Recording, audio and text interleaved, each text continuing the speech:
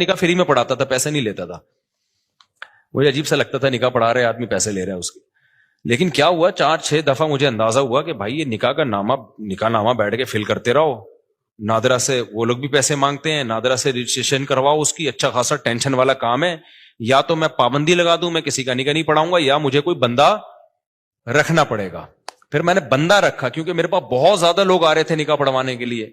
اچھا اس کام کے لیے مجھے نکاح رجسٹرار بننا تھا. لوگوں نے کہا مفتی صاحب آپ نکاح رجسٹرار بن جاؤ, اس میں بڑے پیسے آئیں گے. میں نے کہا 1 سال تک مجھے یہ توفیق ہی نہیں مل رہی کہ میں جاؤں آفس کہ مجھے سرٹیفکیٹ دے دو قاضی کی نکاح رجسٹرار کا. ہلا ہی نہیں جا رہا کیونکہ ضرورت نہیں ہے نا, پراٹھے چل رہے تھے اسی حساب سے, تو میں کیوں جاؤں. پھر میں نے کیا کیا, ایک قاضی نے مجھے, ایک نکاح رجسٹرار نے کہا یار آپ میرا فارم لے کے پڑھا آپ دیا کرو, فیس لے کے مجھے دے دیا کرو آپ میں رجسٹر کر. تو میں نے ایسا کرنا شروع کیا, 6 مہینے میں نے ایسے کیا.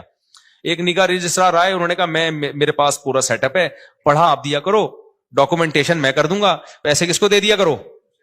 تو میں نے پیسے لینا شروع کر دیا, ان کو دینا شروع. اس کی تو محنت ہو رہی تھی نا بیچارے کی, نکاح بھرنا بھی ہے اس نے. ایک دن کیا ہوا, جو یونین کونسل میں ہوتے ہیں نا جو نکاح رجسٹریشن کا سرٹیفکیٹ دیتے ہیں, وہ خود میرے پاس چل کے آ گیا. اس نے کہا مفتی صاحب آپ کے نام سے آپ کے سائن سے اتنے نکاح ہو رہے ہیں, تو آپ خود نکاح رجسٹرار کیوں نہیں بن جاتے. میں نے کہا یار مجھے یہ وہاں چل کے جاتے ہوئے بہت ٹینشن ہو رہی ہے کہ کیونکہ مجھے جس چیز کی ضرورت نہ ہونا مجھ سے وہ کام ہوتا نہیں ہے, تو اب میری ضرورتیں پوری ہو رہی ہیں. انہوں نے کہا آپ ادھر ان کو اتنے پیسے دے رہے ہو, خود رکھ لو, وہ کچھ اپنا رکھ لو, کچھ اپنے اسسٹنٹ کو دے دو کچھ.